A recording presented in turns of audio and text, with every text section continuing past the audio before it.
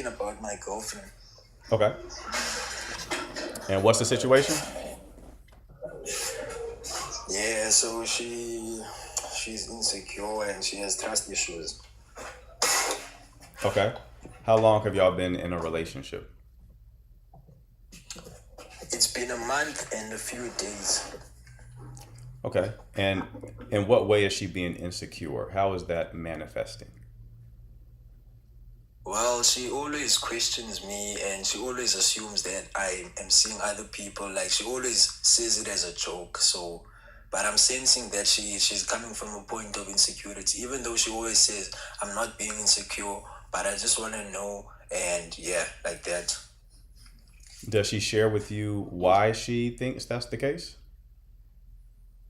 She says her past is the reason she doesn't trust guys because in her previous relationships she's been cheated on and like the guys that are in her past have been speaking to multiple women, so she doesn't seem to trust me in a sense. Gotcha. So this is what I call a stage two woman, right? Like I have a model, like this, the four stages of development that applies to both men and women. So a stage two woman is someone who's been hurt, and now Yeah, she's seeing the entire connection through the wound. So she's essentially yeah, projecting the wound onto you. So she's not observing objective reality, she's observing it through the lens of her fear. Okay? So the way that you want to play yeah. that is you don't want to default to giving a lot of verbal reassurance. Is that what you're doing currently? Well, when she does seem insecure, then I do verbally respond and Right. tell her that I'm not that guy. Right. And I try to show her through my actions as And well. that's the next point that I was going to make. So the way that you have to play this is you don't want to like give her a whole "I have a dream" speech every time she Mhm. brings up her fear, Yeah, right? You have to show her through yeah, behavior. So what the way that you have to play this is you have to give her enough evidence over time through your behavior that communicates, subcommunicates that you are trustworthy. It's something that you are going to have to tolerate for quite a bit of time before she gets enough okay, evidence to where she can't possibly you'll put her in a state of cognitive dissonance where it's like, well, I can't possibly think he's going to be unfaithful considering that he's shown me so much evidence that he is a faithful person. Okay? The way that that is accomplished is yeah, you have to do yeah, what you say you're going to do, communicate when you say you're going to communicate, have a bit of predictability, not to the point where it's like she knows any and everything about your life. What I mean by that is the last thing that you want to do in this situation is engage in behavior that reinforces that fear. yeah. Okay? So I should just be calm and I should do what I'm saying I'm gonna do and follow through with my own words. Absolutely. Okay, Absolutely. That's going to help her feel more safe in the connection, and you got to be patient with it. It should diminish over time into the point to where it's not even a problem anymore. So you should see a reduction over time. yeah, But yeah, but I need you to also be prepared for the other outcome. The other outcome, which I rarely speak about, is the way this can also work is if she does get to the place where she feels like she can trust you, if she's not if she does not have the capacity to step into a new role, that may create another problem to where like she doesn't want the relationship anymore. Okay? What I mean by that is people are often living in a story and they will do what they can to keep the story alive even if they consciously say they won't. This is why you'll see both men and women okay. start So dating. This is why you see both men and women continuously date the exact type of person that they complain about. They'll consciously say they don't want the experience. But if you look at someone's past and they have yeah, consistently had the same type of experience, that would mean they're unconsciously choosing it because they're familiar with that story, okay, right? Us as humans, we typically yeah, fear the unknown. People will prefer a known hell to a unknown heaven. So if she is someone who is used to playing this role as someone who is done wrong and is being cheated on and has to fight for the relationship, even if she's verbally yeah, saying she doesn't want that, There's a reason why she keeps having a similar experience. So the truth of that will be revealed over time. So those are the two directions it can go. Assuming you do everything right on your end, the two directions it can go is you give her enough evidence to where she can trust you, and then maybe she can like step into a new experience. She has the courage to step into a new experience even though she's not used to it. Or she can potentially justify a reason why the relationship doesn't work because she's fearful of stepping into a new narrative. Okay, thank you, bro. No problem, brother. Best of luck to you. Thank you. I really appreciate it. All right, brother. You take care. That's a clip. Got a good clip out of that one. My man, appreciate the question. Bobby, I thought you were coming up, man.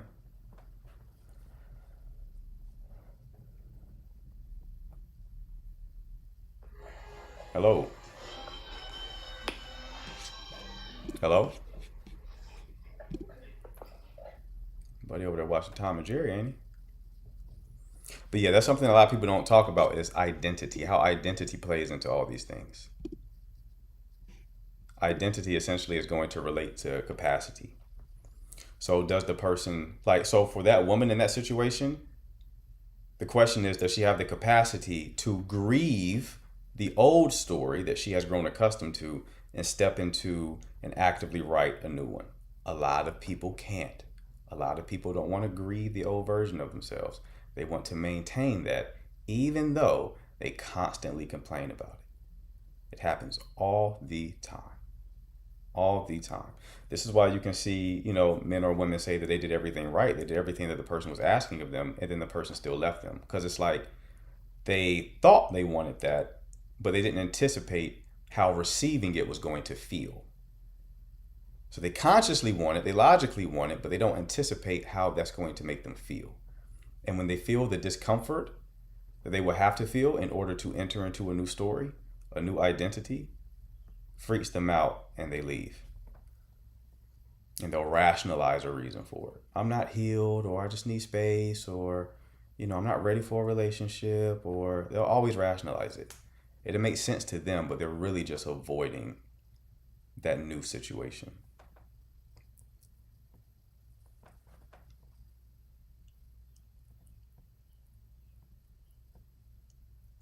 Hello. Hey, Marquette, can you hear me? I can. How are you? I'm good. How are you? I'm good. What can I do for you? So I have a quick question for you. Mm-hmm. So I've been talking to this guy off and on for about like a year. We just be sending reels to each other back and forth and just like light banter. So I originally dated him back in 2022. He was in the military, and we both lived in the same state. For whatever reason, we stopped talking to each other, and we, just recently connected 2 years later. Mm-hmm. But I've since moved from a different state now. So for the past like 4 months, we just been talking, and we decided to give it another try. But I asked him yesterday, when was the last time he was in a relationship? He said 2 months ago. And I was like, wait, hold up. We've been kind of talking off and on those 2 months ago. And he's supposed to come down, fly out to my house next weekend. So I'm like, am I overthinking it? Like, if I want to be with someone, I don't want to be with someone who, talking to someone while we're in a relationship. So, my question to you is, do you think that's a red flag, or do you think I'm just overthinking it? So y'all been talking on and off for years within a romantic context? Yeah, somewhat. Okay. Somewhat friends. Okay. And he was engaging you that whole time without sharing that he was in a relationship? Yes. Okay. And then you found out that he exited that relationship 2 months. When did he make plans to come see you? 2 weeks ago. Okay. And he exited that relationship too. How long was the relationship? I don't know. I didn't ask. Gotcha. But no, let me take that back. So what's interesting about this is the girl that he was in a relationship with, he used to date her in the past. So he used to live in Illinois. He moved to Virginia, where I was living at. And when me and him stopped talking, she eventually moved from Illinois to Virginia. So she essentially moved from Illinois to Virginia to be with him, and I was living in Virginia as well. So I guess they was messing with each other on and off 2 years ago. So I don't know if they were together that whole entire 2 years when we wasn't talking, or if it was just off and on. Okay. What kind of things would y'all talk about when y'all were messaging one another? Just life, how things are going. We'll share reels, nothing serious, but just kind of like small banter. Gotcha. Yeah, I would avoid it, love, because out of all that small banter, all that life that y'all were talking about, conveniently he ignored telling you that he was in a relationship. Right. That strikes me as intentional. Remember, when you're assessing people, when you're vetting, you're assessing for character. He's showing you the type of person that he is. Okay? If he's doing it with someone that he actively agreed to enter into a relationship with, he will do it to you. Exactly, and that's what I was thinking. And he's about to retire from the military, so I'm thinking like he's trying to figure out what he's going to do once he retired, and he's trying to get his foot in the door if he wanted to leave Virginia. So, Yep. So I would cancel that trip for sure. All right, thank you. No problem, love. Best luck to you. All right, bye. That did sound like Hannah at the beginning. I was about to say the same thing. Hello. Hi. Hi. So I wanted some advice about a situation I was in 2 weeks ago. Sure. So I had went down to North Carolina and I met this guy there. There's definitely like a huge age gap, like 18 years, but he came on really strong. And so he wasn't from North Carolina. He was from Potomac, Maryland, and I'm in Pittsburgh, PA. So we exchanged numbers and we were talking. We were, trying to plan meeting up in June. And then he just randomly didn't message me. And so I'm like, okay, because he told me like, I'm an Aquarius, I like my space, da da da. And I was like, okay, fine, I'm a Scorpio, I like my space too. And then I noticed like he had friend requested me on Facebook and then he unfriended me, but then he found me on TikTok and started liking my TikToks. But he never texted me, never called me, so I don't know, I just found it really, really strange. He unfriended you on Facebook? Yep. Did he block you? No. Okay. That's weird. How did y'all meet? So we met in person at like this rooftop lounge bar my last night in North Carolina. And he came on to me like very, very strong. So I was like, you know what, I'll give you my number. And so it was just weird because he came on so strong. He was calling me, he was texting me. And then like that week, kind of like going into like that week we met, he kind of like weirdly would kind of like text me here and there, and I'm like, hey, are we good? Like, everything all right? He's like, yeah, I'm just having some issues because I'm divorced and he's going through a divorce too. So I was like, okay, I mean, I get it, I understand, whatever. But like, I told him, I said, hey, like, you're like 52. That lack of communication is not going to work for me. Like, you have to be able to communicate with me. I'm not trying to ask you to necessarily commit, but I need you to like commit to the situation we're in. And he was like, yeah, I just really want to get to know you. And I'm like, okay, that's fine. I can tell you this. You're not really communicating. He either is trying to reconcile his marriage or he has someone that he's actively seeing. Like, him following you on TikTok and unfollowing you on Facebook would suggest that he's trying to hide your presence from somebody.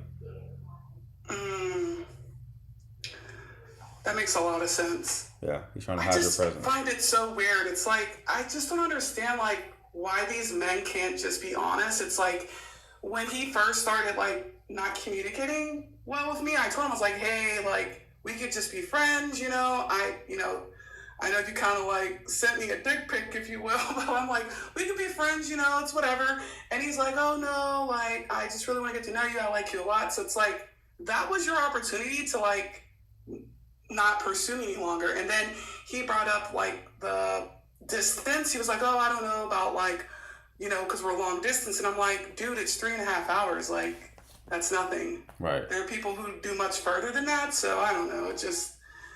I've been out the game for a long time, so I just wasn't sure what it meant. But yeah, I just found it super odd. Yeah, I'm like 90% sure that's what it meant. Because if he had just did that by itself, then you can make an argument for like a different conclusion. But did you say he sent you a D pic? Yeah. So he sent me a pic, and like we were also like video chatting as well. So like, Okay.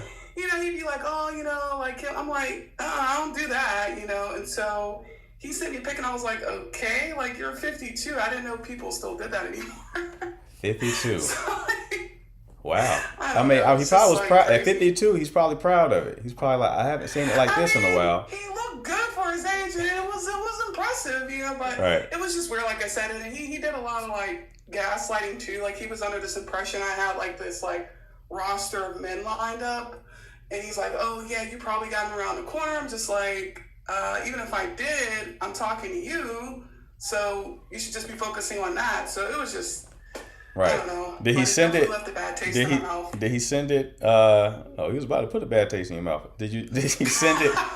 Did he send it out the blue?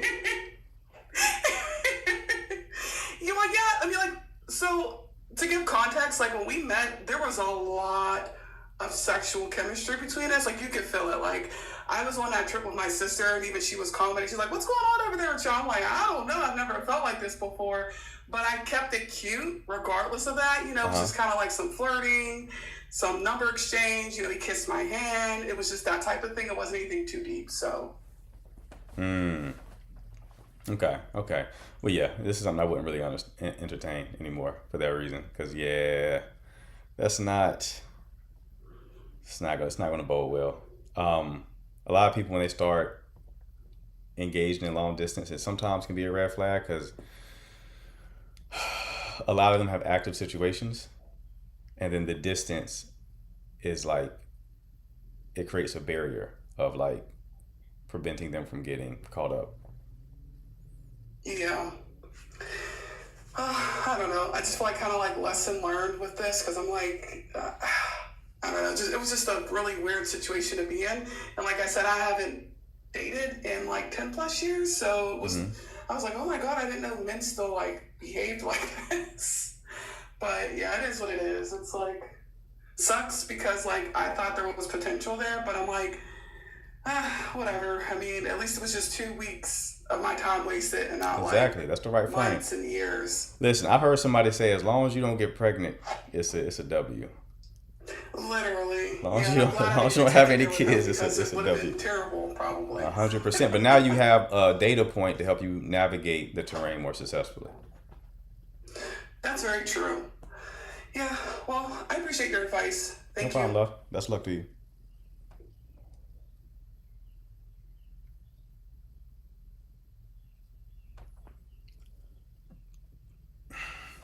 Facebook and YouTube, you can also drop a question in the chat. I can see it from here if you need to. Yeah, 2 weeks, not that bad. Right. I'd rather some shit crash and burn in a few weeks than like you spend 7 months, 8 months, a year connecting with someone and shit don't work.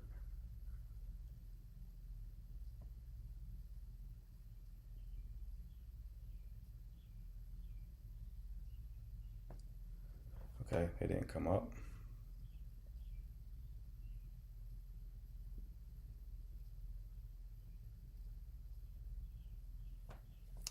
All right, people, again, if you have a question about dating and relationships that you need an answer to, you're lacking clarity, hit the button at the bottom of the screen with the blue and pink person, and I'll bring you up and solve your issue. Try 2 years? Yikes. Agree, my last relationship, I spent 5 years investing. It was heartbreaking. Yeah, it's tough. How long is it okay not to hear from someone dating? That's really preference.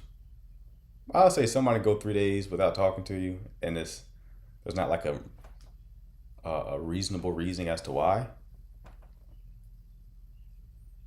Especially if you've been connecting for a while, like months and whatnot. And that's, nah.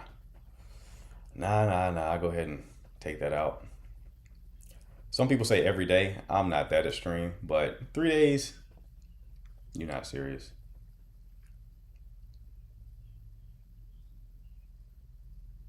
Okay, I don't think Shorty's going to connect, so let's go ahead and drop her.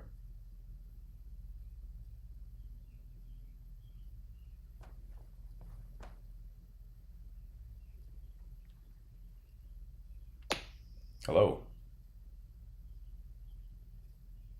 Hello? Is it stream to talk every day? No, I prefer to talk every day. What I mean is, it's extreme to expect someone who is not talking every day to not be interested in you. That's what I mean by that.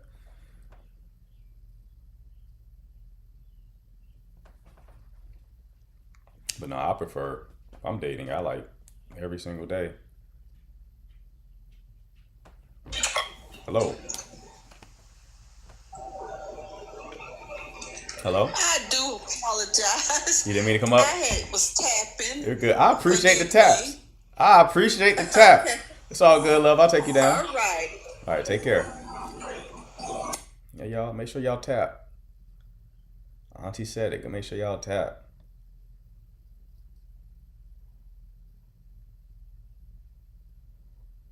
Extreme laugh out loud. Let me clarify. When I say extreme, is some people expect to talk to you every day and they don't communicate that to you. It's just a unspoken expectation that they have, and if you don't meet that unspoken expectation, they think you're not interested. Right? That is an extreme jump. That's an extreme jump. That's not what that means.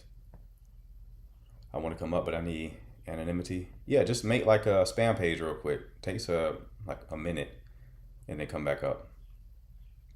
You only text on weekends. That's not good.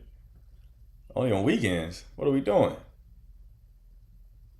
I wanted a personal convo, but obviously he didn't. Right? Long distance relationships.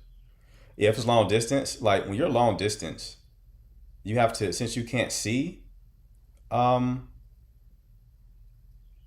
person frequently, you kind of have to over communicate. Like you have to compensate with that lack of embodied experience with additional communication. Now you'll get some people who are long distance who are like, they don't really want to communicate like that, where it's like, well, you can't be in a long distance relationship then, because that's kind of required.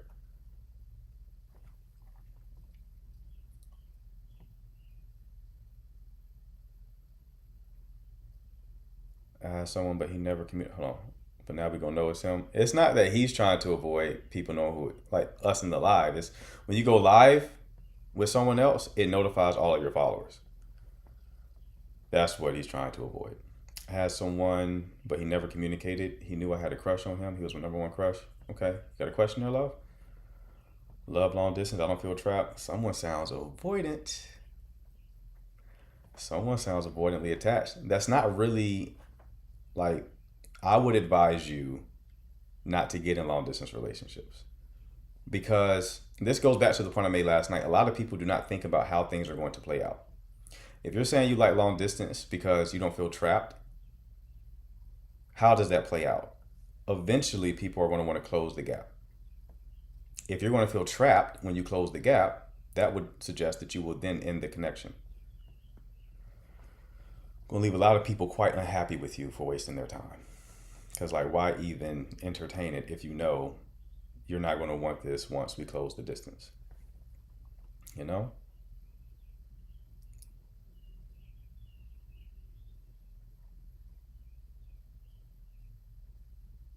Dating someone with kids when one has no kids. Opinion?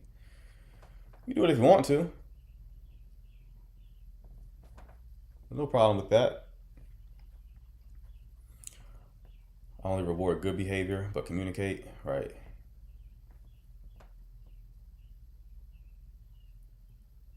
I don't know. I like connection and talking. Same.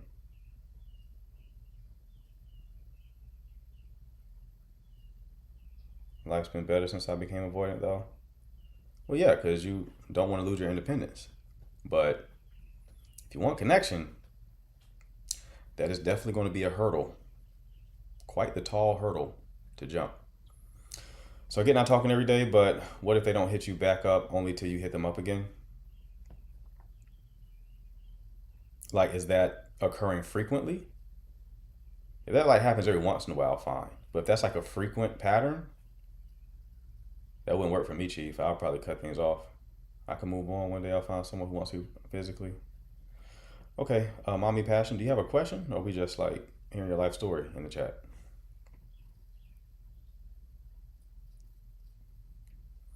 It's got to mean that they're not interested. I think that is a good conclusion to come to. It doesn't matter though. Like, I don't even think you have to think about like, okay, are they interested or not? You should be thinking about, does this work for me or not? Your focus should be on whether or not you are in alignment with the person. Are they showing up in a way that you would want to build with them and connect with them and enter into like a relational container? If they're not, then you leave. The why behind their behavior doesn't matter. I always tell people to focus on the what, not the why. Focus on the what, not the why. Don't focus on why they're doing what they're doing. Focus on what they're doing and whether or not that is in alignment with what your expectations are.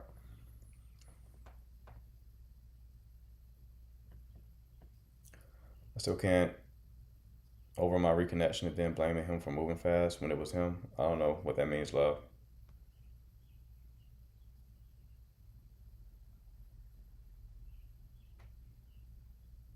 A round of applause for the top with the LTK. I need to hop on LTK. I might hop up there now. I'll be finding some good looks on LTK. A logical person in a relationship and an emotional person in a relationship, can it work? Yeah. It will work better if both parties integrate their missing side. Because, you should be logical and emotional, and you should be emotional and logical. So at least one party has to integrate the other pole. Pause. Or else, it's going to be a lot of conflict.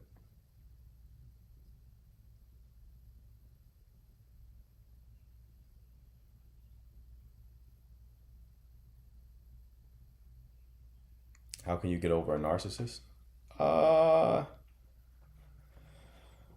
Learn the lesson that is to be learned from their connection and space. This is what you mean by get over it too. Like, are you trying to get over the person? Or are you trying to get over what the person did to you? Why do I get the ick when a guy openly expresses his love for me? PDA. Yeah, I would say that's probably connected to your avoidant nature. I feel if he wants me, he would look at my video or photos, and I don't see him doing so. Okay. He just ghosted. What should I do? Should I ask him why? No, move on. What if you involved with an older man who is a pastor and we are in a long distance relationship? Like, I don't know, like what problem are you trying to solve? You have to clarify. You just kind of told me your situation.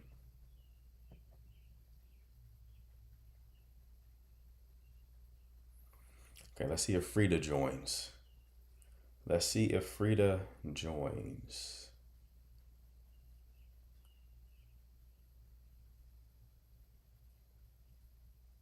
Okay, Mommy Passion, that's enough sharing your life story, love. Okay? It's distracting in the chat. Like, if you have a question, ask it, but we're not here to hear your life story, love. Okay?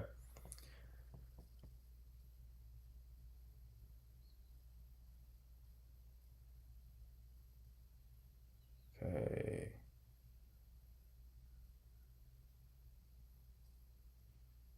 And you do just helping the fellas all together. Appreciate you. How should priorities look in a long-term relationship between two independent people?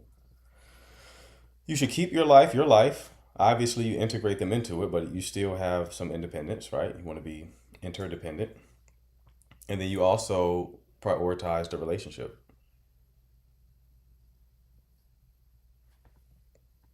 These are the best lives on TikTok. Appreciate you, love. I need to share my story one of these days. Absolutely. We'd reconnect after 6 months. Then after 3 days, he pulled completely away and said I moved too fast. Okay. Is there a question, love? What is healthy leadership in a relationship? It's not domineering, right? So if you talk about like submission for women, that's a lot of guys have this perspective where it should just be the default dynamic, but the way it really works is you show up in the way that makes the woman want to submit because she can acknowledge your wisdom, your prudence, forethought, and how you conduct yourself. You make decisions that show her that you are operating with her best interest in mind. And if she is someone who is wise herself, she will gladly enter into that dynamic. If she is unwise, she will perceive that as her losing her independence, and she won't like that.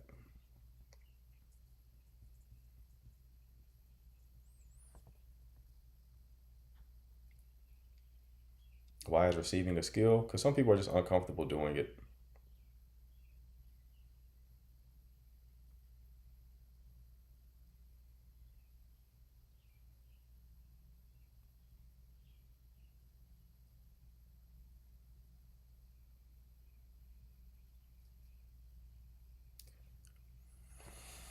Gotta feel safe before submitting to someone? Sure.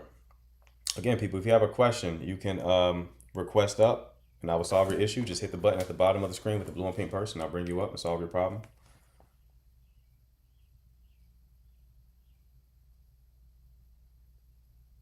But don't be shy. We don't bite. Huh? We don't bite. Why would a man ghost you when it's been 2 weeks already? Multiple reasons, love. He probably didn't like you. Probably met somebody else. Did y'all sleep with each other?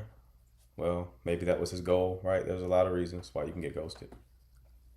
Whole lot of reasons, not just one. So without context for your situation, I don't know why this specific man ghosted you.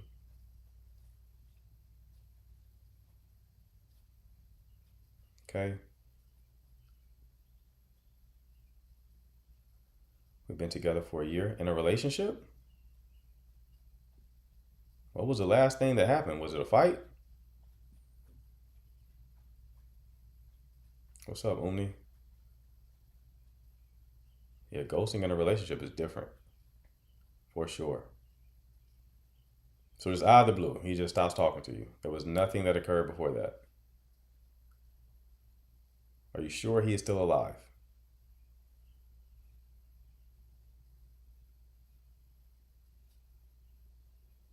Because he may not be alive.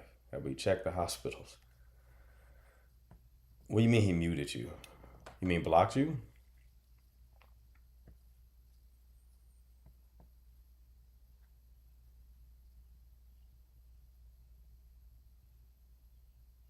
Yeah, you can also call in, love, if you want more feedback on this. Show up to his house, right? Hello. Hi, how are you? Great, how are you? Good. I don't have a question. I more so wanted to thank you and give you an update. I had talked to you about 3 weeks ago or so, and I had asked how I could stay in my feminine. I had been seeing a guy for about 2 months, and how I could reciprocate like in a feminine way and not really stay like in a masculine or try to drive an outcome or anything like that. And I did, and I used the examples that you used, and we're officially together. So I really just wanted to actually thank you, because the more that I leaned in a feminine way, the more he reciprocated, and I really just wanted to say I appreciate your advice. Absolutely, love. I appreciate you calling and sharing that with me. So when the wedding happens, make sure you give me an invite, right? Okay, I'll definitely send you an invite. Thank you. All right, dear. Best of luck to you. You too. Bye. So we love that. We love that. Love hearing the callers call back in and give an update, especially the positive ones. Especially the positive ones. Perfect time to plug. If you also are looking to enter into your own relationship, get out of your own way and stop sabotaging. Or if you want clarity in your situation, you don't know what to do, you're spiraling. Is this the right person, the wrong person? Is she or he coming back? And if they do, should we make it work? Why didn't it work? What can we do? This icon right here, hit that button below, shoot me a message. I'll ask you about your situation. I don't take on everyone, but if you are approved, I will send you a link to book your 1-hour coaching call so we can solve your issue. Okay? Make sure to act now before I get booked up. My husband is not loving to me. What do I do? How is that manifesting? Like, let's reduce it to behavior. What is he doing or not doing that is making you feel like he is not being loving?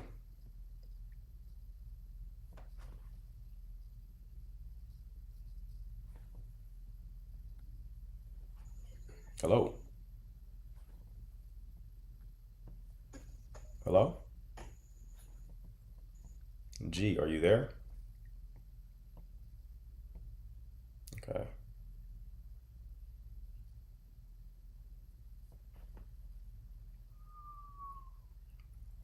Let's see. Okay, Geraldine drop. Again, if you have a question pertaining to dating and relationships, you can hit the button at the bottom of the screen with the blue and pink person. I'll bring you up and we'll solve your issue. Did something pause? Nope, we're still streaming. Okay, cool. He's very cold and complains about me a lot. What is he complaining about? And how long have y'all been married?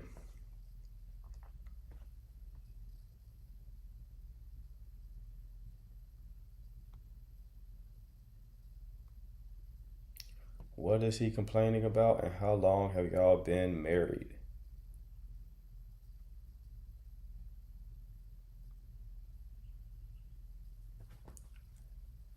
What's up, Sarah? Appreciate you, love.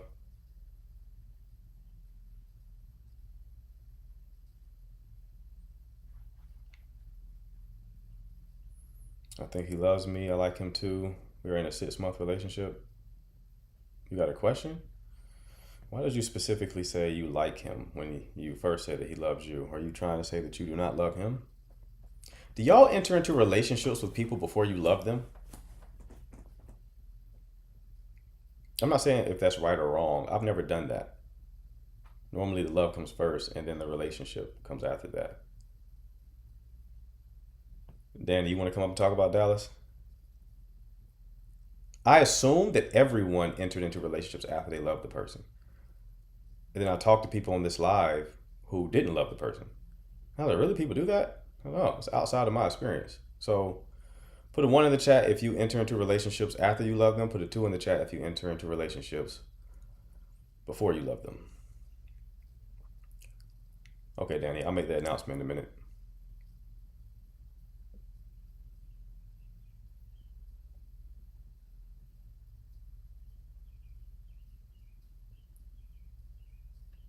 Interesting. I did the latter and don't recommend. I don't think I would recommend it either. I think loving them first kind of gives me a bit more certainty in the situation.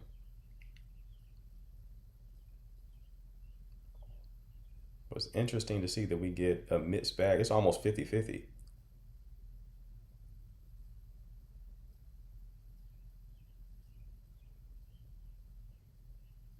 Very interesting.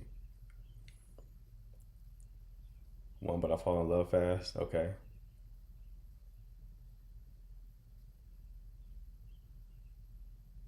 Huh. I wonder if there's an anxious avoidance split with that.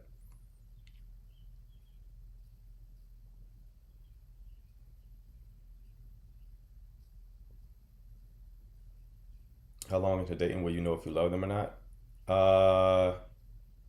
I think that's just depends on the person. It's complicated because that means you're falling in love and potentially dealing with other people at the same time, I guess.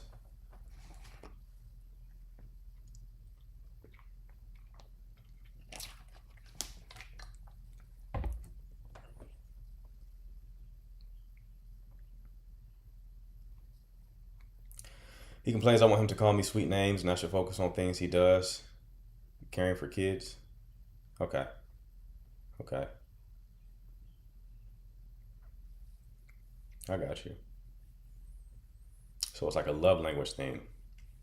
You'll find that in like anxious avoidant dynamics. Not saying that's what you're in, but it is plausible. The anxious people tend to like verbal affirmation. Like they like you to verbally express that you care about them. They like all the above, to be honest. Anxious person, it's not make an anxious person happy because they're going to find something that represents that you don't care about them. Once you do one thing, they move the goalposts a lot of the time. It's like, well, now you're not doing this. Now you're not doing this. I had one woman tell me that I didn't like her Instagram stories. Like, what the fuck? Is it that serious? You'll find something. So, you know, you'll find something.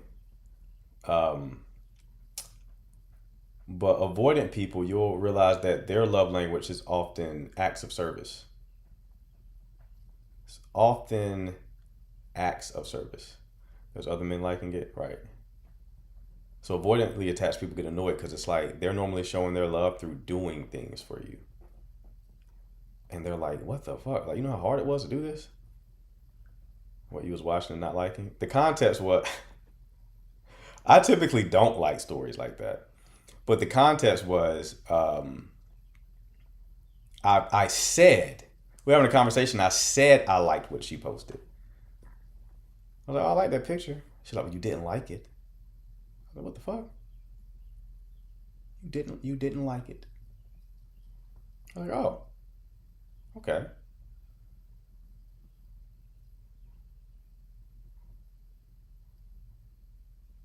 What does an anxious attachment man look like? Action wise? What do you mean action wise? Like, how does he show up in a relationship? That's annoying. How old are we? Right.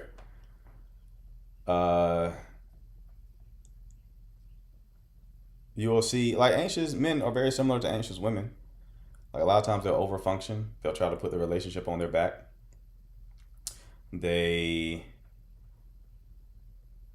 a lot of times, need to seek a lot of reassurance.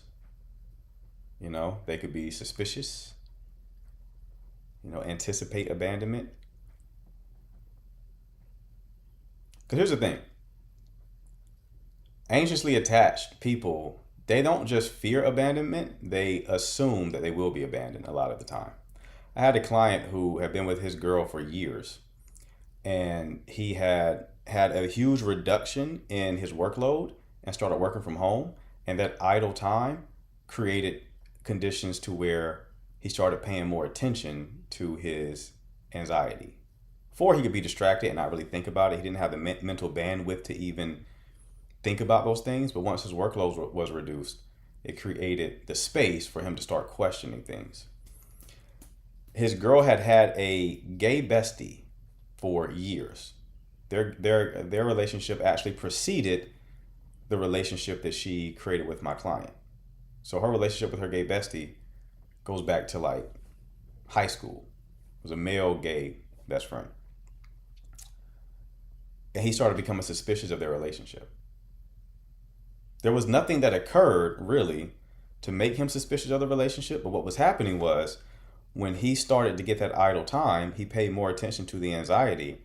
And because he's assuming that he will be abandoned, he started to see where the threat would come from, considering that he is going to be abandoned. He has to find the threat. And when he scanned the relationship looking for a threat, the only threat that he was aware of was the gay bestie. Therefore, he started to question their dynamic.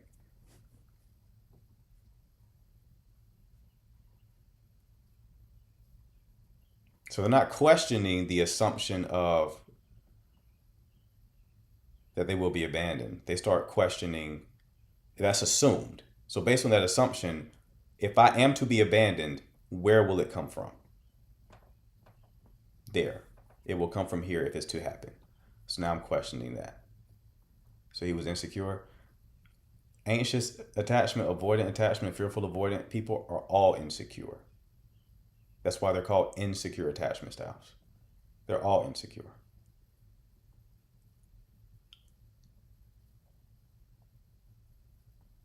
Damn, so staying busy is good for mental health. It's a band-aid solution. It's not the solution. Ultimately, the solution for anxious attachment is just to make peace with the anxiety and not look at it as a problem to solve.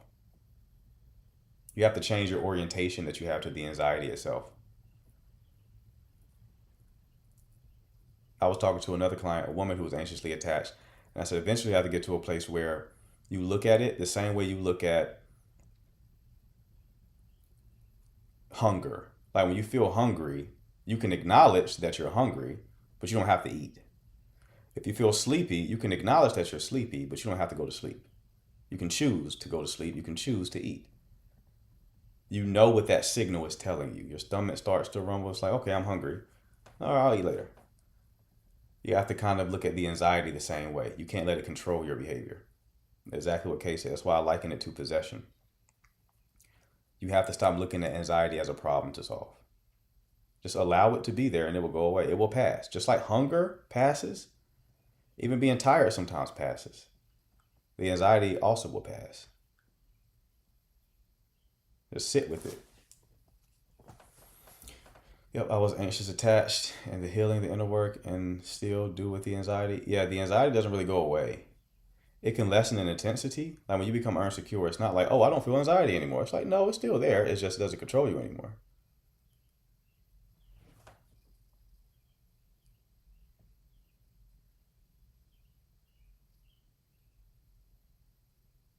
That's the place you got to get to, ultimately.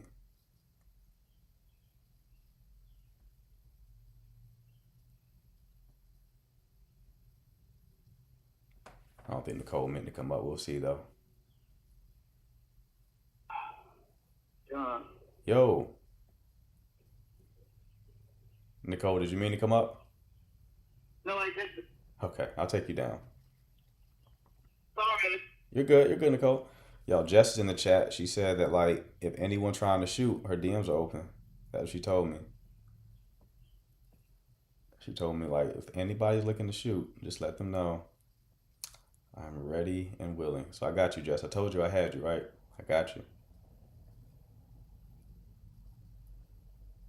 I got you, love.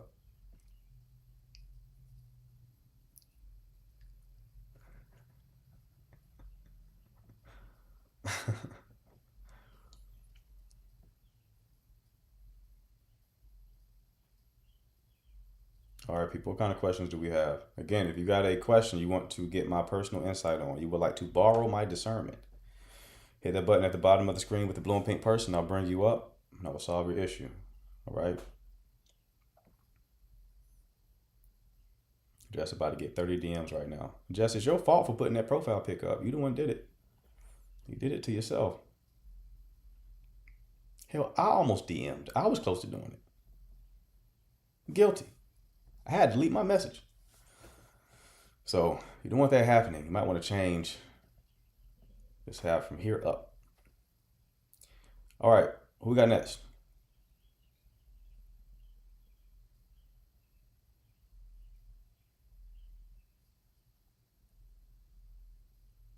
Who we got next? Hey, so I'm in a relationship with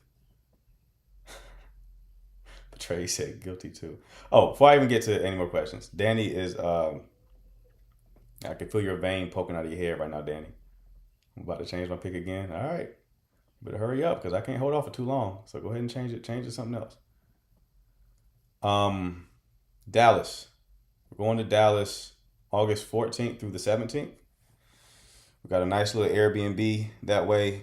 Let me see if I can bring up pictures to the Airbnb.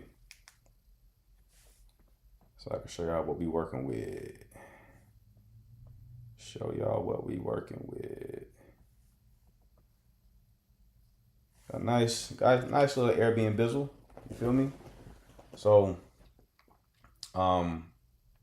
we've opened up a few slots for the chat. If y'all will want to join us, August 14th through the 17th. See that? You see that? That's my room right there, that green joint. Hell yeah. Hell yeah. Where the good stuff at? It's all these damn beds. Hold on. Let me get to the... Okay. You see they got a lot of games and stuff. Got a little pool action. A little hot tub action. A little fire pit action. You feel me? So, August 14th through the 17th, we're going there. Having a little mod powwow.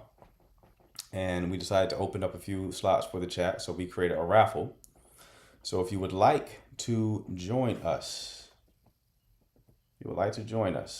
Sydney, if you'd like to join us, you have to follow Danny and send him a message. He's going to send you a form to fill out. and you will enter the raffle. If you've been a client of mine, if you purchased a 1-hour coaching call, you get 3 additional entries into the raffle. If you have purchased the implementation package with me, you get an additional 3 entries into the raffle, with totaling 7 entries, which drastically increases your odds of being selected. Understand though, your part of the price is $300. I put a stack down just to make it as cheap as possible for everybody else, but your part of the price is $300. Okay, so if you want to come, $300. All right. We have a few other people who are coming. They're not staying in the Airbnb, but they're getting hotels. So you can also just come to Dallas. You won't get access to the Airbnb, but I think we're trying to lock down a venue to do a Q&A, live Q&A. So we'll have a little powwow with everybody, be able to meet the people who are in the community.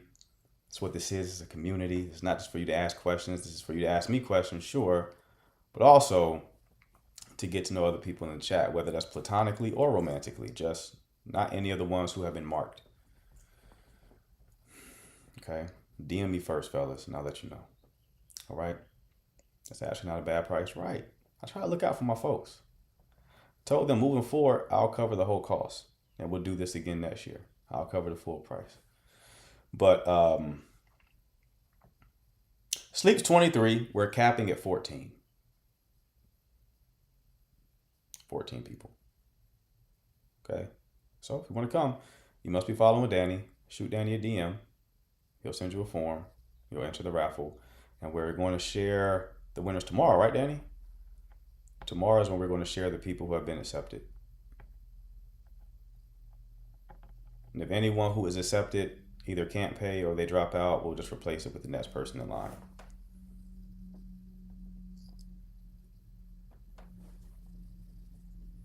I look forward to living with you. It's crazy. Well, that's a wild thing to say. But yes, you can live with me for what? 4 days. Yeah, tomorrow we are choosing the winners precisely. And Miles, if y'all see me wear this exact same fit there, watch your mouth. I'm wearing this exact same fit. So watch your mouth.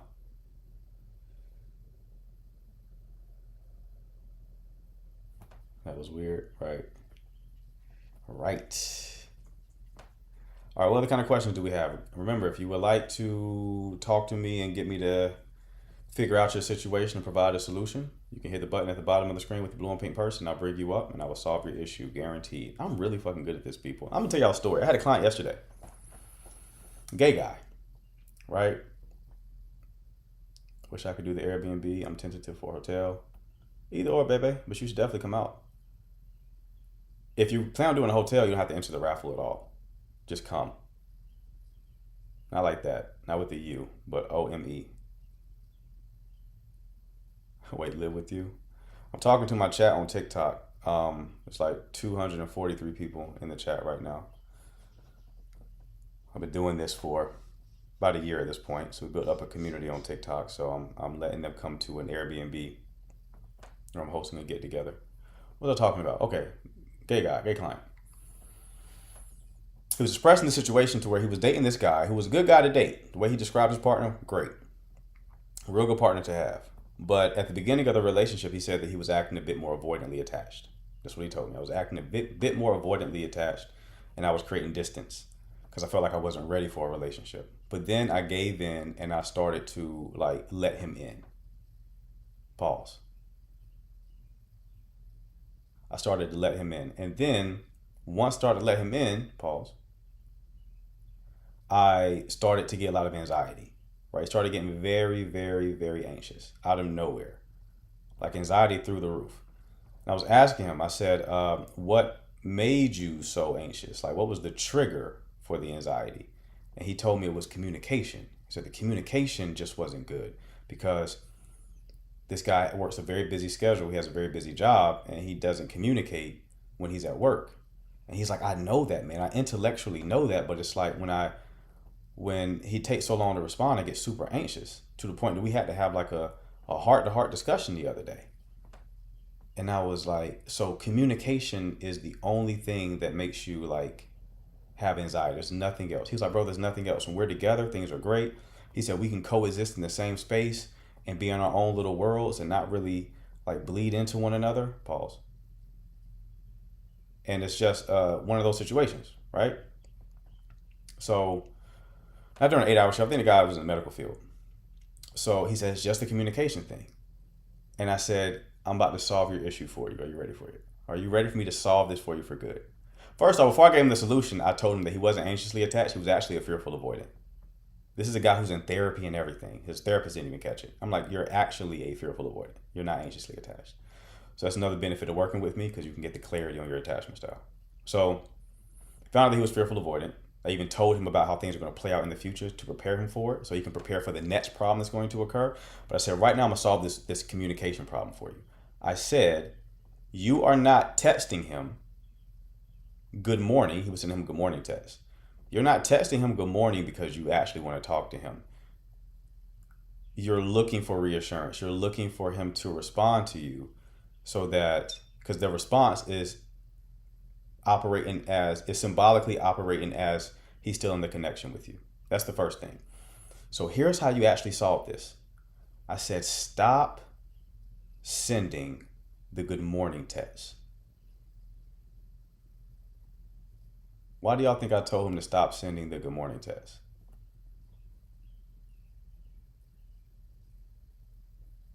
Why do y'all think I told him that? Same thing for y'all, Facebook, YouTube. Why do y'all think I told him to stop sending good morning texts? Pop quiz for the chat, especially the people who've been here for a minute.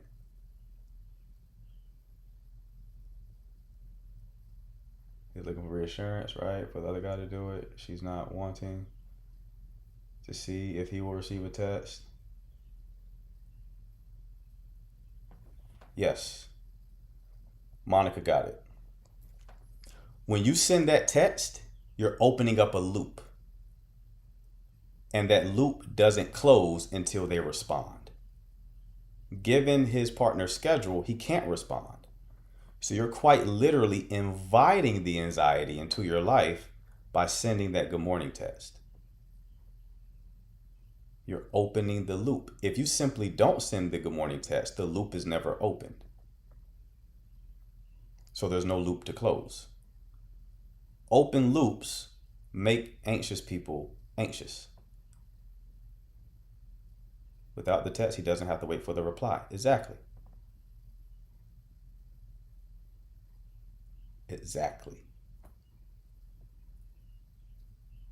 And he was like, yo, that makes so much fucking sense.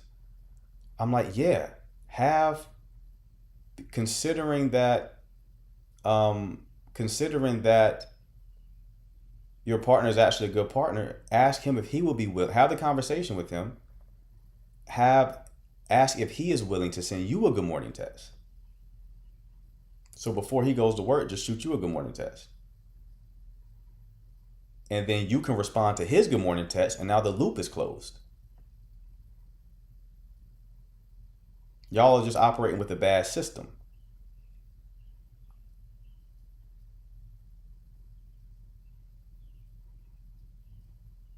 So yeah, the solution wasn't just to not text him at all. Y'all don't talk at all. It's like, no, just have that be his responsibility. And then you respond to him. Because the other guy is kind of anxious as well. That's the problem with texting. People think you should respond immediately. Yep. I don't disagree with that. Now, he has a deeper problem to solve, because eventually you do want to solve the anxiety, the anxious attachment, right? But this improves the system. If you have a good system in the relationship, your attachment styles they lessen in priority, if that makes sense. That's why you'll hear people say, just get with a person who's secure. Because they're likely not going to trigger you as much. So yeah, you can still be anxious or avoidant, but because you're with someone who's not going to trigger you as much, your attachment style doesn't become a death sentence for the relationship. Problem: there aren't that many secure people. I read the person who wrote Attached, they wrote a new book recently. And I read that, and I'm like, this is bullshit. You just wrote this because you were trying to get a check. Because her magical solution was like, just get with someone who's secure. Where the fuck are they? All the secure people in relationships. There are some who are single, but there's so few that It defeats the purpose. And it also doesn't bring into the fold that attachment styles are one variable. There's also the variable of like, are you attracted to them? Are they seductive in any sense of the imagination? They really are not. Most people have been through things. It's called life, right? Because I'm like, you're giving a solution that makes sense on paper. This is not a practical solution to tell people who are insecurely attached to just find a secure person. It don't work that way. I don't think I've ever dated a secure person. I don't think I've ever dated. I've done a lot of dating. I don't think I've ever dated a secure person.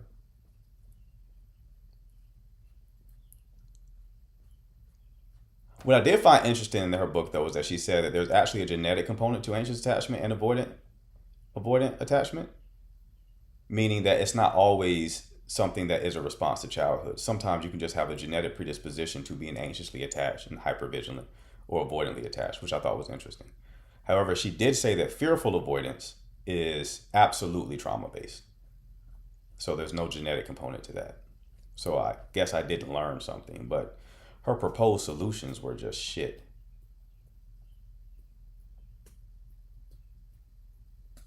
Just shit.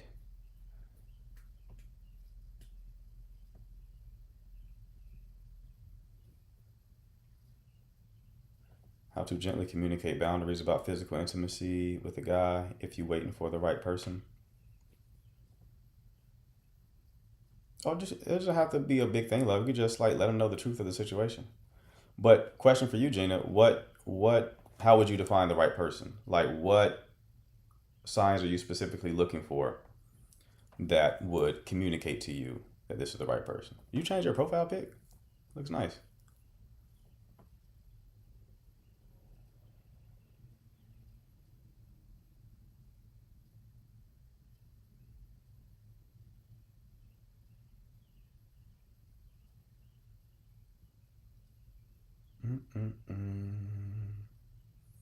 Hi, I'm new here. Welcome, Linda.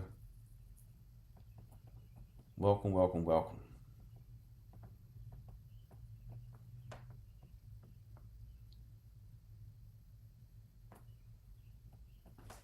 got callers.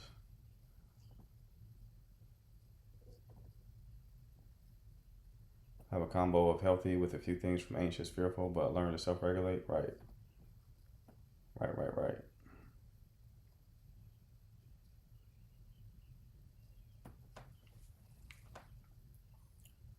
What are some signs that someone is secure? They just lack the fears of an anxious person or an avoidant person. So they don't have a fear of closeness and they don't have a fear of abandonment. That's all. So you likely won't see them you still could, because again, people over-index on attachment styles, from my opinion. They think that all the relationship issues can be reduced to attachment styles. They can't. You can get a secure person who kind of will also probably run from the relationship because they have a fear of choosing the wrong person. But they don't have a fear of closeness and they don't have a fear of abandonment. They have a different fear that's not an attachment style fear. You know? So people over-index on this attachment style stuff a lot of the times.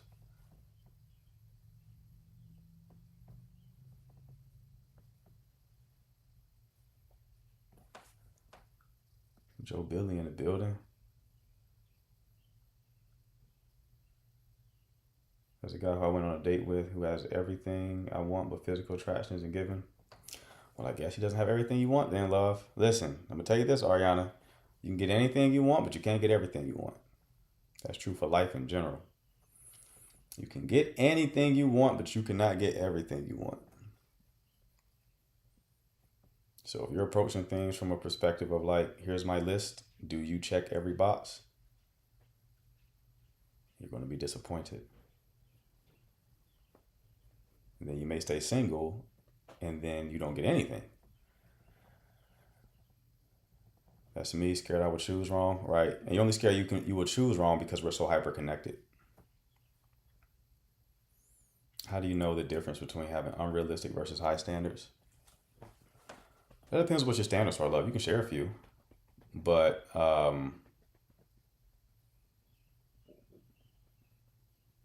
believe you should be able to point to a real person who checks the boxes that you are expecting. If you cannot point to an actual human being that you know personally, that has the qualities that you seek. And that person, you have to also take in their bad qualities too. So you can't point to that person who has all these good qualities and then ignore the bad qualities that they have and think you're going to find someone who only has those good qualities. It doesn't work that way.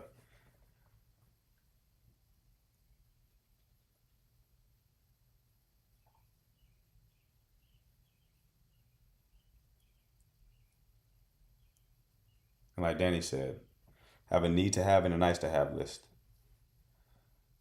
A lot of people lump everything they want into need to have. So it's like, no, have a few things where it's like, and I would limit them to 5.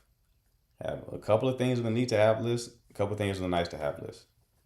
If someone has all your need to have, they are good enough for you to commit to. Quality wise, value wise, 100%, just looks that are missing. Yeah, you probably have now know why he's single, Ariana. If your standards are as high as I believe them to be, the man that you're looking for is with his wife and kids currently.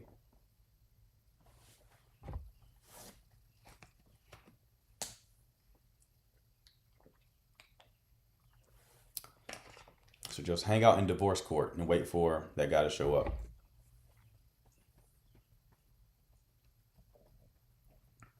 Just hang out at the courthouse.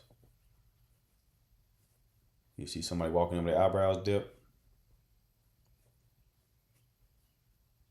that's your target.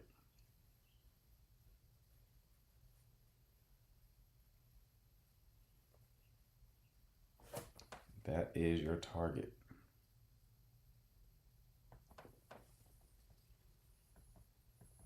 Hello. Hello? Hey, how you doing? Good. Good. I've been seeing you talking about a lot of the, like, not texting good morning and whatnot. Mhm.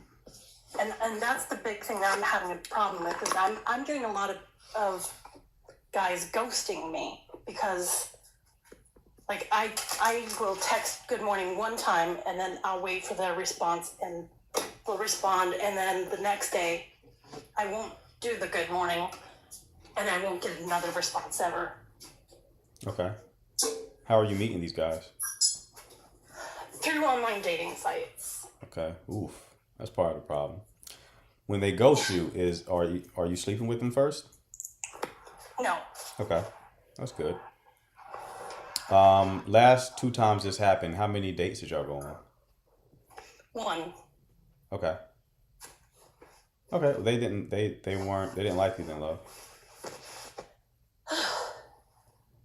Which is, that's the problem, is that they must be lying, because they say things like, you're my type, I like you, Yeah. we should go out again. Right. I think that they're just a lot of guys try to not hurt women's feelings a lot of the time. So they'll make it seem like, I'm sure women do it too, but like I think a lot of guys do it though. So they may pretend like that's the case and then just completely, it's just cowardly, right? They're being cowardly by not telling you how they really feel, right? And then they're also being cowardly by avoiding the discomfort of like letting you know that it's not a match for them, which can be incredibly frustrating. I get it. Yeah, it is. I mean, would you suggest anything? Like, should I confront them when they ghost me and be like, hey, are you just not interested? I don't think you should confront them. That's not going to go well for you. They'll just probably not respond. I always recommend people just meet organically, love. I always make the distinction between dynamic environments and static environments. So dynamic environments are environments where you when you go, there's new people there every time. Not ideal. You should still do it, but not ideal for connection. Static environments are the opposite. They are environments where every time you go, you see the same people. So if you were to meet someone in a static environment and then engage them over time, if they decide to go on a date with you, they already kind of like you. You understand? So just making it to the date, you've already crossed the threshold of them making a decision on the fact that they like you. The date at that point is just a matter of deepening the connection. Dating apps are different. They don't know you. They see you, they don't know you. They experience you on the date, and now it's like, I don't like the experience for whatever reason. Static environments, they're experiencing you in the environment. So if they go on a date, they want more of that experience. That will end this problem for you. I mean, I'm not even sure where to like meet people organically I got in you. person. What does your social life look like right now? Like, how do you fill your time? Well, I'm have a child, so I'm usually either with my child or out shopping for food or whatnot. I don't have a lot of going out. Okay. How old is your child? They're almost 13. Okay. All right. So the child can stay at home by themselves at 13, right? Mm-hmm. Okay. Yeah. So when I tell people to do static environments, I typically tell them to do it in this way. You take two concentric circles that intersect, okay? One side, you list out what you're interested in. The other side, you list out the qualities of the man that you would like to have. And then the middle, where they intersect, you list out environments that select for both traits. Give you an example. There was a woman who told me that she was really into self-development and professional development, and that she wanted a man who was ambitious. So I told her, have you ever heard of Toastmasters, the organization called Toastmasters? It's an organization that teaches you how to publicly speak. They meet like bi-weekly, right? You practice speaking. If she were to meet a man in that environment, the environment is selecting for ambitious people. Because an ambitious man will probably want to learn how to speak publicly, right? So she would go to that environment. She's killing two birds with one stone. She is professionally developing herself. And then she also can potentially meet people, even platonically, who share that same value. And some of those people may potentially be romantic connections. So for you, it'll be the same thing. It's like, what are you interested in? Okay, are there any hobbies or clubs that you can join that connect with that interest, that also select for the traits that you're looking for your future partner to have? Okay, well then let's go in those environments. And find whatever schedule works for you. Weekly, bi-weekly, monthly. You know, it's a long-term strategy, but it is very effective. Because the thing is, there's trade-offs with every strategy that you choose. That's just life. Everything comes with trade-offs. Any decision you make has a downside to it. Something must be sacrificed. When you're using dating apps, the pro is you get a lot of volume, a lot of people that you can talk to, and you get speed. You can connect with them quickly. The price that you pay is quality. You're paying a big quality price, okay? Now, the static environment approach requires you to be courageous if you're not someone who is very social. So it requires you to get out of your comfort zone. And it is more of a long-term play.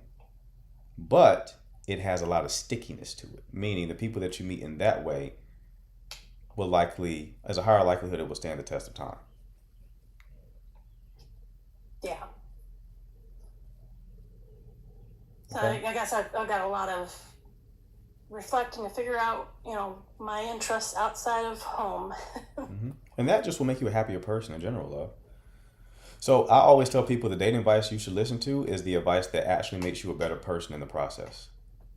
That's what I do for clients. I don't just solve their dating issue. Even though they don't ask me to help them in this way, I'm also thinking about, okay, how do I help him or her become happier and more confident and enjoy life, have a lot more meaning in their life and life satisfaction, while also solving their romantic issue. And what I just told you is solving a problem that you haven't even been trying to solve, which is how do you add more meaning to your life outside of you being a mother and what other responsibilities you have. Yeah. Okay? I guess I hadn't even really been thinking about that. Right. That makes you a happier person, and happy people tend to have magnetic energy. You see how it all intersects? Yeah. You're happier, you're vibrating higher. People like being around people who spread positive energy. If you're living a life where you're filling up your cup and doing things that are meaningful, you are going to add more positivity to the environment, thus becoming more attractive and thus increasing the likelihood that you attract somebody. Makes sense. Makes sense. All right, love. I wish you the best, okay? Right. Thank you. All right, bye. Another clip. 2 clips this live.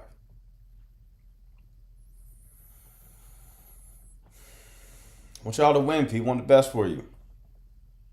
If you're afraid of calling in, if you have an issue and you're like, I want his personal advice, I want to know how to work with him so I can solve this problem for good, you should book your 1 hour coaching call. You want to do that, the icon right there, hit that button below, shoot me a message. I'll ask you about your situation. If you are approved, because I do not take on everyone, I'll send you a link to book your 1 hour coaching call. You'll get the clarity that you're looking for in your situation. You'll also get a step-by-step roadmap to solve the problem. We go into a lot more depth than we do on these lives. Past clients they'll confirm that. There's people who have been in this chat for 6 months straight, and the 1 hour coaching call gave them the aha moments they never got by listening to me for free. So don't think you're just going to sit here and listen to the live and figure it out. We go in depth in the coaching call. In depth. How do I know if I'm discerning well or deciding too quickly? I would need more context, Rawa. How have your decisions played out romantically? That's a good way. Look at the feedback from reality. Could you kindly delve more on how being happy makes you more magnetic? Yeah, people want to be around happy people. Just assess yourself. Who do you like spending time around? Someone who's complaining, who's like, walking around with that Eeyore energy from Winnie the Pooh, or someone who is pleasant, who is speaking life over you in your situations instead of death, right? Someone who's smiling and expressive. People remember how you make them feel, not what you say. And a lot of times the way that you make them feel is how you feel internally. It's called the law of state transference, where your state can be contagious to other people.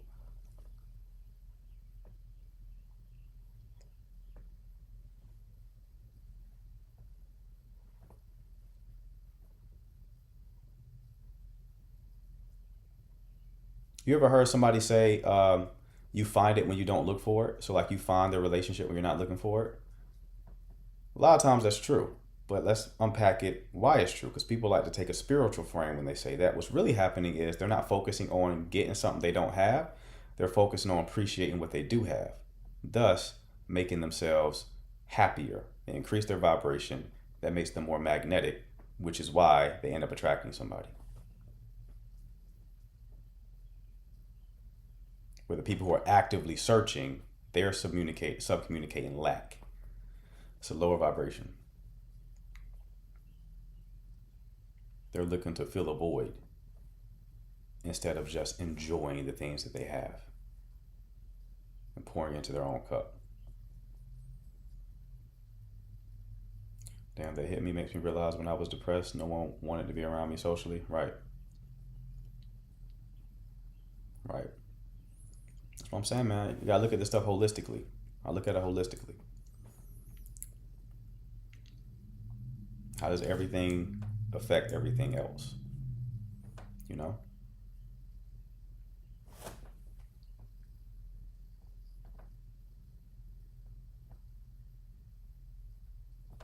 I don't trust anybody in the queue.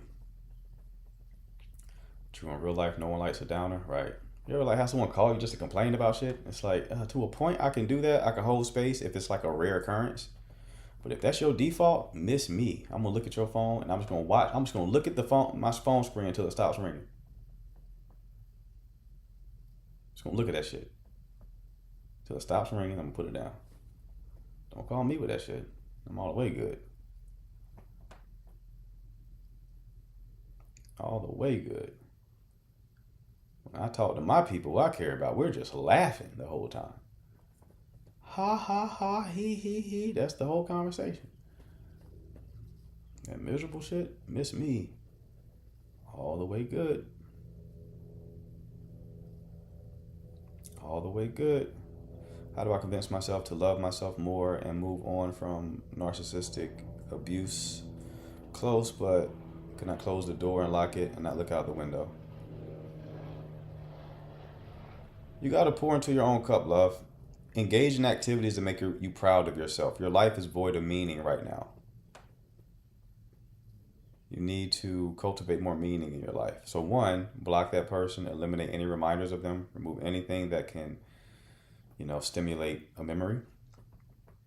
Forgive yourself for that experience. Stop replaying it in your head to the best of your ability. And then fill your time with things that are meaningful. Not busy work, but things that actually have meaning for you. Do things you're proud of doing. That's how you love yourself. A lot of people go to the gym and they work out. And as they change their physical form, that makes them feel proud of themselves.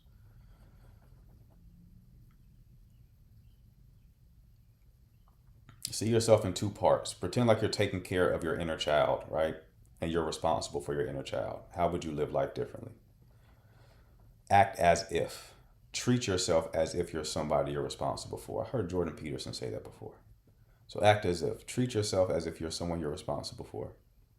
And then how would you live life differently?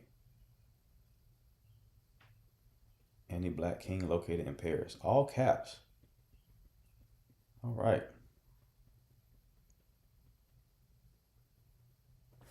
Hannah, why you say me? You a black king? Used to be me, but then I realized how unattractive it was, right?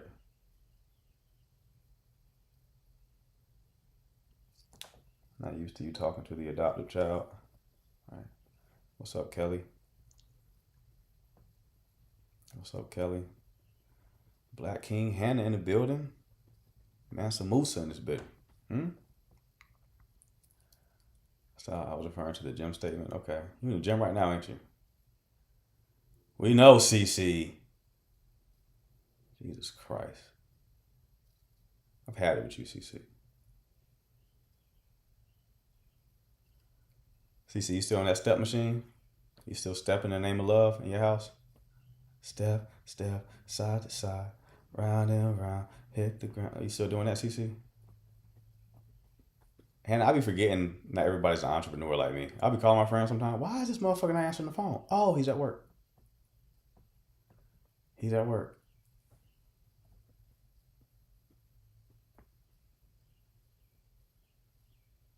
YouTube chat disabled on purpose. I watch on YouTube. Is that why I never see YouTube comment?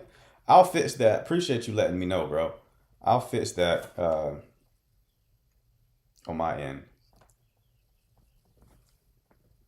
Because I was wondering why I only see chats from Facebook. So I'm not the tech guy. I call my in-house autist, Danny, to help me.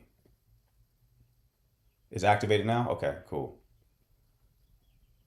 We working out in Dallas? I'm working out in Dallas. I've been so busy lately, man. I wasn't in the gym for like a week. I forced myself to go yesterday because I was trying to talk myself out of going. I said, nope, we're just going to go to the gym. That's the trick of getting yourself to do shit you don't want to do. There's a great book on this called Mini Habits. In the book, it says that the hardest thing to do is start. And now that I'm saying that, I'm including that in my coaching because I can see how that relates to attachment styles. Ooh, okay. Yeah. Another tool in the tool belt. The hardest thing to do is starting. So if there's something you're procrastinating on, what you're really procrastinating on is starting. So I'll give you an example from the book. The guy's like, let's say you want to like do push-ups, right? But you're like avoiding doing push-ups. Tell yourself that you're just going to get in the push-up position. You think that is going to be too silly of a thing that you'll fall for, but you'll fall for it. You say, okay, I'm just gonna get in the push-up position. If I get in the push-up position, then I have to do nothing else. But here's the trick. Once you get into the push-up position, you've started. Now you can just start doing push-ups.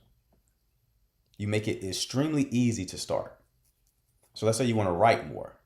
I've operated as a screenwriter, even though I haven't written a script in like 6 months. But the way I would trick myself to sitting down to write is I would say I'm going to write one sentence. And I would write one sentence, but the act of writing that one sentence generated momentum. And now that I have momentum, I would write more. You want to go to the gym? Say that you'll just drive to the gym. You don't have to go in. You'll just drive. And you drive to the gym, and it's like, well, you're here now. Might as well go in. Just start tricking, like doing that mind trick on yourself over and over and over again. Exactly.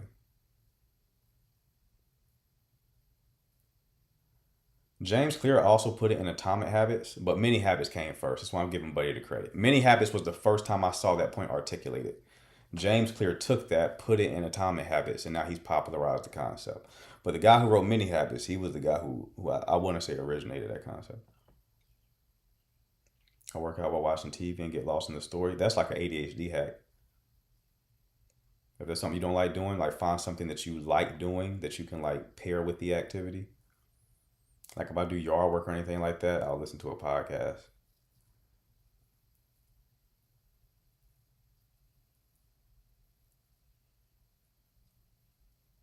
Bulgarian split squats, man. I hate doing them shits. I wish I had that remote from that movie Click with Adam Sandler. I could just speed run through them bitches. I hate doing Bulgarians, boy.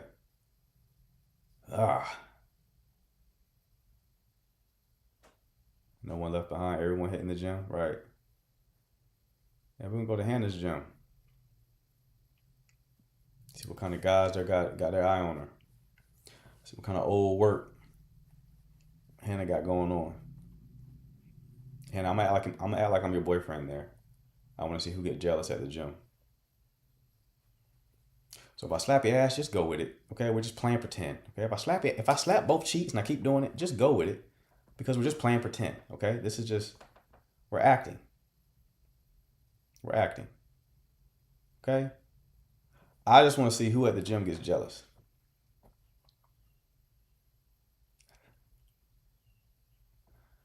I just want to see who gets jealous. That's all. Start lifting extra aggressively. Like, what's up with him? Don't you hate motherfuckers like that at the gym? It's like, bro, you ain't got to make all the noises. It's the same mentality behind people who get like these loud ass cars and motorcycles. Look at me, look at me, look at me. I'm like, bro, chill the fuck out. Chill out. All right. Jesus Christ, you need attention that bad? You need attention that bad. Come on. You know, neurodivergent, I'm sensitive, so when I hear them loud ass noises, my body responds to it. I'm like, bro, get the fuck out of here with that shit. Can't block her static environment, coach. No, I'm gonna block it. I'm gonna block it.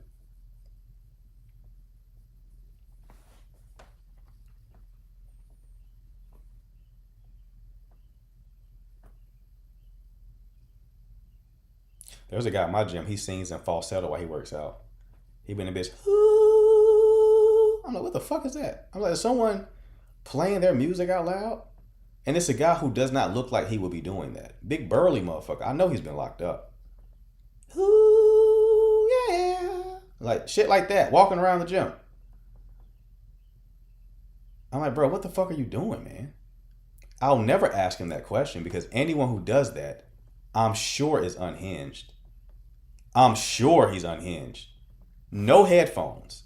Making your own music to work out to. You batshit crazy. And I got headphones in. I can hear, like, you were additional vocals to Drake. I'm like, when Drake start hitting that note? Oh, it's you. Who the fuck is going on? Did you make the song up? I don't think there's that many oohs in a song that I've heard. So you're just like making up music at the gym as you work out. So you don't want this guy. He looks like a Cro-Magnon type of dude. Is that it? Cro-Magnon? Big meaty forehead with like a fold. Square, like Herman Munster type of phenotype. Black dude. Don't try anyone that sings or talks out loud randomly in public. Right. Yeah, I'm not trying him. No, sure. He'll probably fight you while also singing a high note. Maybe that's a social experiment. I don't know. I don't like it. You hear that motherfucker coming. Oh, I don't like oversized heads. Okay, CC. CC, you know I've seen your exes, right?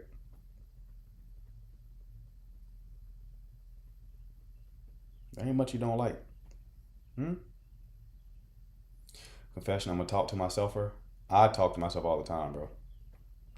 That's why I can talk on these lives like this. I sent my homeboy a voice memo one time, and he said, "Bro, that shit was so long. I thought that was a podcast."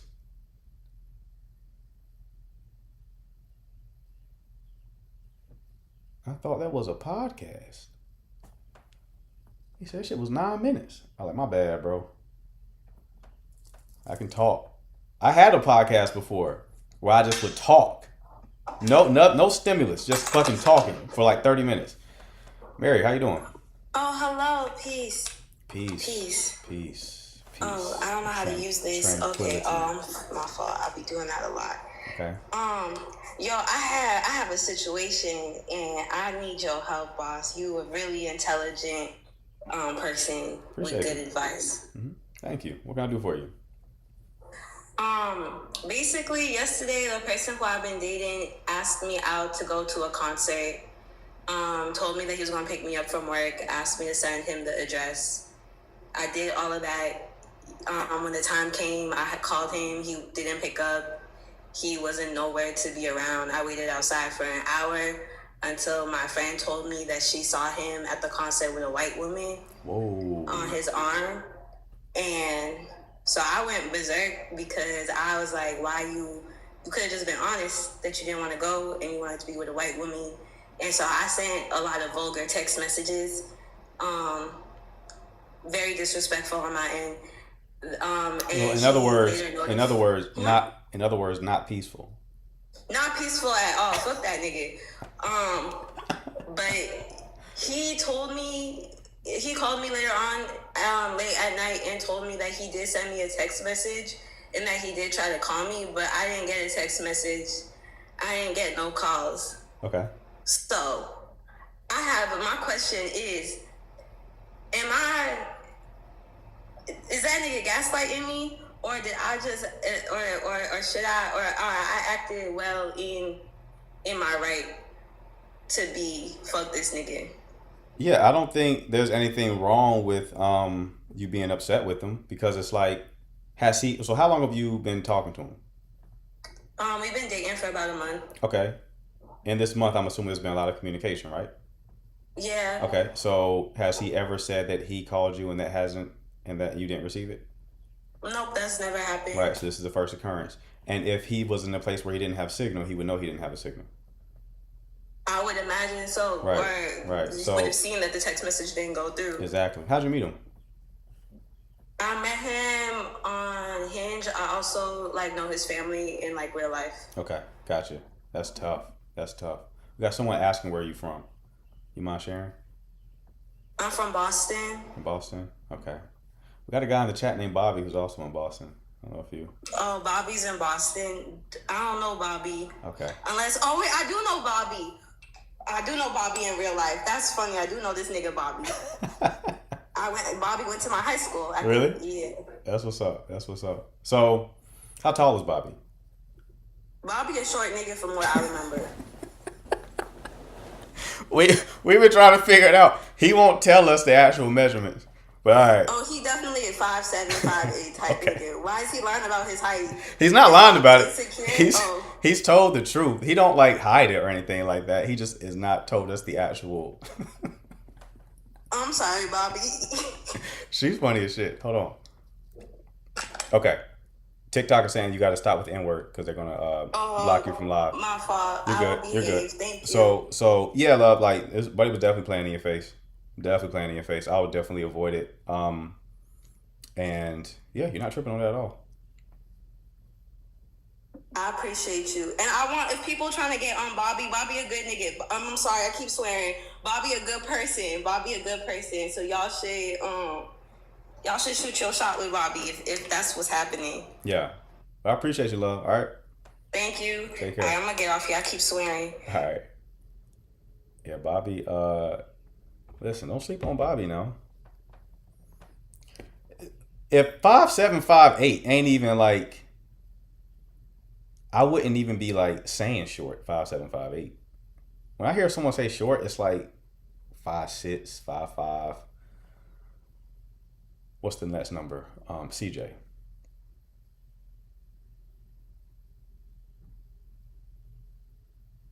CJ means 5'4". She was being generous. Here's the thing. You know what's really funny about short kings? They operate at extremes. In my experience as a coach, and all my guys know a guy like this. They either do horribly with women, or they're the biggest thought you know. They're the biggest thought you know. It operates at extremes. It operates at the total extremes. There's not really any middle ground. Because the ones who are like that are like that. A guy who I know who has like the best game I've personally experienced, gotta be 5'6". Gotta be 5'6". 5'5", 5'6". I was almost gonna invite him to the Dallas trip, but I think his grandmother passed recently, so I'm letting him grieve, obviously.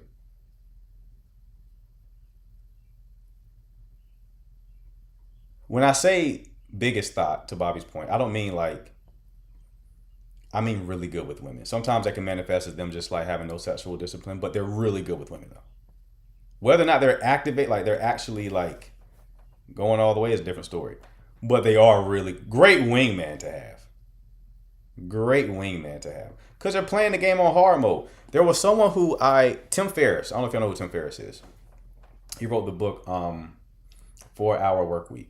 It was all about outsourcing your work. He had like a 9-to-5 job, and he would hire workers overseas to do his job for him. So he would just chill on the beach and just have people in like India and shit and do all of his day-to-day tasks. Because they're very, like, people overseas a lot of time are very cheap and they work fucking hard. They work really hard. Me, I've outsourced like to VAs and stuff like that before. Them motherfuckers work, man, for low pay. They'll bust their ass. Incredible work ethic. So my last VA was like overseas somewhere. I forgot, like Bali or some shit like that. That motherfucker was on it. I said, damn, brother, you outworking me. So Tim Ferriss, he was saying that if you're going to learn from someone, he was like, learn from someone who's good at the skill who shouldn't be good. Peep the wisdom in that. So he was like,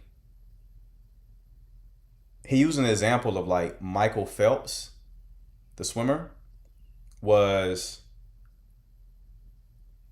like, obviously he's like the gold medalist. He's always in first place.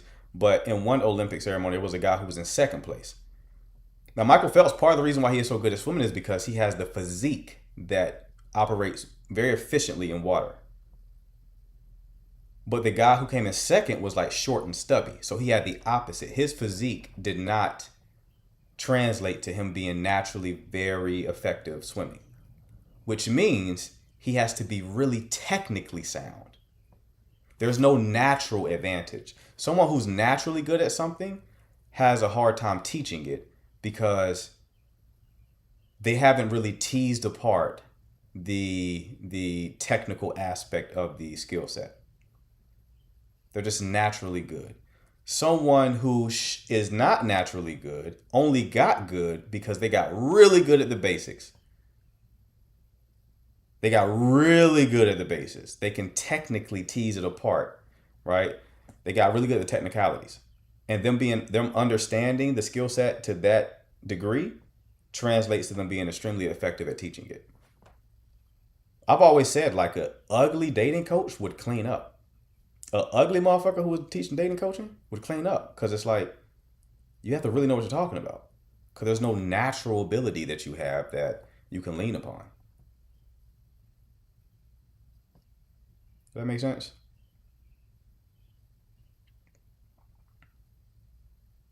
That ain't you, Danny. Shut up. Now, if you were I'm not going to finish that statement. I was about to disrespect somebody for comedic effect, but you shouldn't do that. Anyway, I just looked at the time, people. I got to get going. I got calls coming up. So again, if you want your 1 hour coaching call so we can finally fix your biggest, most painful dating and relationship issues, and you can finally get the clarity that you seek, the peace of mind back, and then the confidence to know that you are taking the right action steps to get the outcome you're looking for. This icon right here, hit that button below, shoot me a message. I'll ask you about your situation. If you are approved, I will send you a link to book your call, okay? Anxious attachers, I dropped a masterclass on anxious attachment on YouTube. Link in bio for that. You'll see the YouTube video there when you click the link in bio. Watch that video. It will help you with your anxious attachment. What else? Yeah, that's it. If you're new here, make sure to follow. I go live twice a day. I'll be live again tonight at 9 p.m. Eastern time. So if I didn't get to your question this afternoon, I will get to it tonight. Was it helpful, Hannah? Was the video helpful for you?